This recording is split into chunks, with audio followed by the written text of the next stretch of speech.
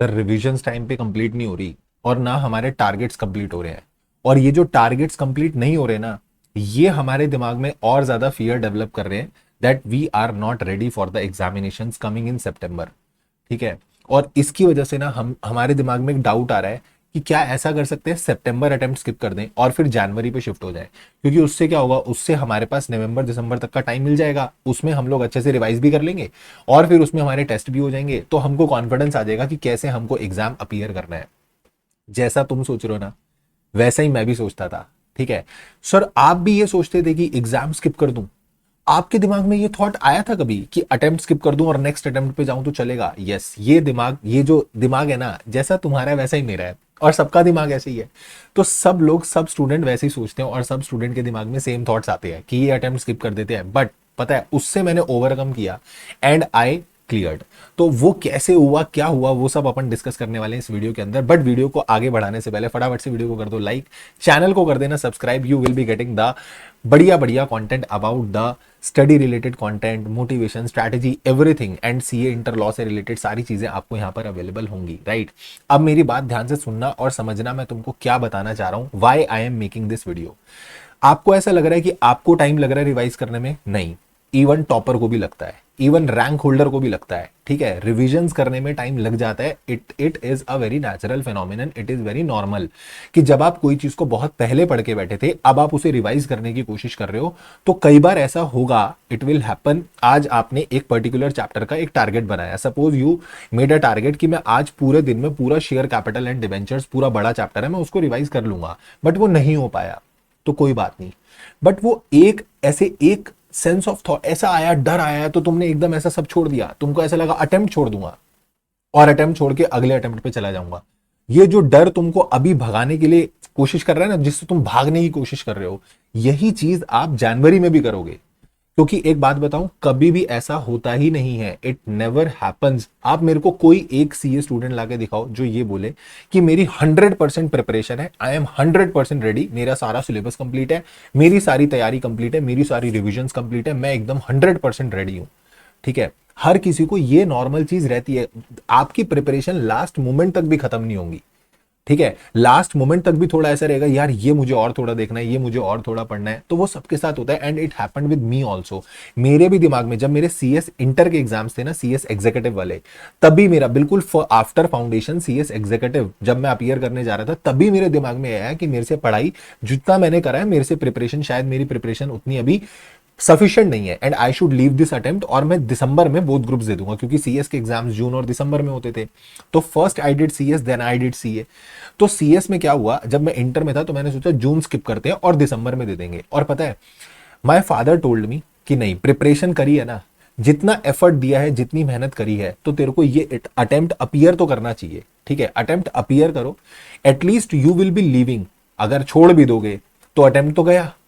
ठीक है, तुम्हारे पास खोने के लिए तो कुछ नहीं है ना। अगर मान लो नहीं भी हुआ क्लियर, तो एटलीस्ट यू ट्राइड। आपने जो अपनी प्रिपरेशंस की, उसके लिए आपने ट्राई तो किया ना।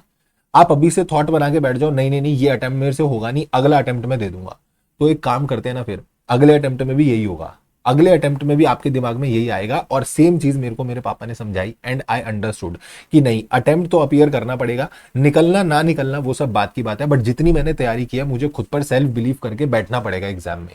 ठीक है, और मैंने अच्छी तैयारी कर रखी है and I have to believe myself. मेरे पास अभी इतना टाइम और है, मैं उसमें और अच्छे से तैयारी कर सकता हूं। And you know what, I appeared that attempt and I cleared that attempt. उसी अटेम्प्ट में मेरा, मैं अपीयर हुआ और उसी अटेम्प्ट में मेरा ग्रुप 1 क्लियर हुआ, फर्स्ट अटेम्प्ट क्लियर हुआ। Same thought I got in CA inter. CA inter में बोथ ग्रुप्स आई प्रिपेयर्ड। ठीक है, both groups I prepared and I was thinking कि अपीयर करूं ना करूं, करूं ना करूं। अभी उतना सॉलिड एकदम कॉन्फिडेंस नहीं आ रहा, थोड़ा थोड़ा कमी रह रही है, बट टाइम भी था। ठीक है, टाइम था, बट एक डाउट आ जाता है दिमाग में कि यार हो सकता है स्किप कर देते हैं। मत करो स्किप। जितना टाइम है, इंस्टेड ऑफ थिंकिंग कि मैं स्किप कर दूं, अगली बार ये कर लूंगा, अगली बार वैसा कर लूंगा, उससे बेटर ना ये सोचो कि ये जो टाइम आपके पास है, इसको कैसे यूटिलाइज करना है। और इसमें जो कमी रही है आपकी, अभी तक जितना पढ़ चुके हो, उसमें जो जो कमी रही है, वो इस टाइम के अंदर आपको कैसे कैसे पूरी करनी है। क्योंकि अगर आपने उस पर काम कर लिया ना, तो आप एग्जाम निकाल लोगे। और इंटर के बोथ ग्रुप्स आई अपीयर्ड और एक फर्स्ट अटेम्प्ट में, इन the first attempt itself I cleared all the 8 papers. आज तो 6 पेपर है ना इंटर के, तब 8 पेपर्स थे और आठों के आठों paper I cleared in the first attempt itself along with exemption in 4 subjects. तो ये प्रिपरेशन अपन ने कैसे करी? माइंडसेट के साथ। All the game is here. दिमाग, ये जो दिमाग है ना, इसकी गेम है सारी। तुमने अपने दिमाग को ही पहले से रेडी कर लिया कि मेरे से नहीं हो पाएगा, नहीं हो पाएगा, नहीं हो पाएगा, तो फिर मैं बता रहा हूं फिर नहीं हो पाएगा। बट अगर तुम दिमाग को रेडी करके चलोगे, नहीं मेरे पास सफिशिएंट टाइम है, I have to do and I will do, then only you will be able to do it. और तुम उसको कर लोगे। जब मैं कर सकता हूं, मेरे जैसा एवरेज बच्चा कर सकता है, तो भाई तुम तो बहुत आराम से कर सकते हो। Very easily you can do. ठीक है, तो तुम दिमाग से ये चीज निकालो कि मेरे को अटेम्प्ट स्किप करने हैं, और ये अटेम्प्ट स्किप करने वाली कहानी बनी ना, तो ये हर अटेम्प्ट में स्किप, बार बार आपके साथ यही होगा। आप अभी स्किप करोगे, फिर नेक्स्ट अटेम्प्ट फिर स्किप करोगे, फिर नेक्स्ट अटेम्प्ट फिर स्किप करोगे। और मेरे पास एक ऐसे स्टूडेंट का मैसेज आया, उसने बोला मैं 3 बार अटेम्प्ट स्किप कर चुका हूं और करते करते 1.5 साल, पता नहीं 3 बार 4 बार अटेम्प्ट स्किप कर चुका हूं और 1.5-2 साल निकाल चुका हूं, इसी डर से कि जब एग्जाम्स आते हैं उसके 1-2 महीने पहले मेरे को इतना पैनिक हो जाता है और मैं पढ़ाई करना छोड़ देता हूं, और फिर मेरे से तैयारी हो ही नहीं पाती, फिर एग्जाम्स आ जाते हैं and I will be not be, मतलब मेरे से अपीयर ही नहीं होता, मेरे को ऐसा लगता है कि नहीं मेरे से नहीं हो पाएगा, I will not be able to do that exam, और उसकी वजह से मैं अटेम्प्ट ही स्किप कर देता हूं। और ऐसा कर करके उस बंदे ने 1.5 से 2 साल निकाल दिए। आप समझ रहे हो? अगर ऐसा करोगे तो भाई वो मंजिल पे कब पहुंचोगे?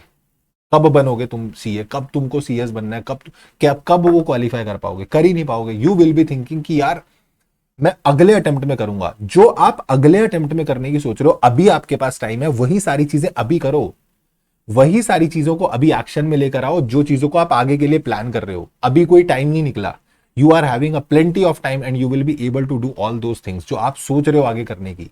ठीक है, तो अभी से ये सब माइंडसेट मत क्रिएट करो कि मैं अगले अटेम्प्ट में करूंगा। All the game is of your mindset, and if you will B consistently studying ना, अच्छे से पढ़ाई करते रहोगे और इस पॉजिटिव माइंडसेट के साथ करोगे कि यस मेरा हो जाएगा सब कुछ क्लियर, और मैं एकदम तैयारी करके बहुत कॉन्फिडेंटली मैं पेपर देने जाऊंगा, ठीक है, then only you will be able to attempt the exam. वो तुमको इंटरनल मोटिवेशन आएगा कि भाई हो जाएगा, हो जाएगा। ठीक है, अपने आप को बोलना all is well, all is well, हो जाएगा। ठीक है, ये नहीं बोलना कि मेरे को अटेम्प्ट स्किप कर देना है, मेरे को ऐसा कर देना है, वैसा कर देना है। एंड यू नेवर नो, सच्ची में यू नेवर नो, ये मेरा पर्सनल एक्सपीरियंस है, ये मेरा पर्सनल बिलीफ है कि आपको नहीं पता कौन सा अटेम्प्ट आपके लिए गोल्डन अटेम्प्ट हो, कौन सा अटेम्प्ट आपका ब्रेक थ्रू बन जाए, आपको भी नहीं पता। You will B at a severe regret. आपने अटेम्प्ट छोड़ा, और छोड़ने के बाद जब तुमने एग्जाम पेपर्स देखे, क्वेश्चन पेपर देखे, तब तुमको अगर रियलाइज हुआ तो वो गिल्ट बहुत बड़ा गिल्ट होगा कि यार काश मैंने ये अटेम्प्ट अपीयर कर लिया होता, ये क्वेश्चंस जो मैंने पढ़ रखे थे ये वही क्वेश्चंस आए हुए हैं, फिर उस गिल्ट को आप रिवर्स नहीं कर सकते। तो अभी बहुत टाइम है, you can very well plan your studies and you can very well do it. तो अभी उसको करो। ठीक है, तो stop taking tension and let's get into action. दिमाग चलाओ, पढ़ाई करो कि मेरे को पढ़ना है और मैं अटेम्प्ट क्लियर कर सकता हूं, इसी अटेम्प्ट में I will clear my exam and I will definitely clear my exams. Right, तो जरूर जरूर जरूर आपको अटेम्प्ट इसी अटेम्प्ट में देना है और इसी अटेम्प्ट में क्लियर करके पास हो जाना है। राइट, चलो, so this is all for today. Thank you so much, take care, bye bye, and अच्छे से पढ़ते रहो, अच्छे से मेहनत करते रहो, keep working very very hard as someone somewhere is waiting for your success. Thank you so much, take care, tata, bye bye.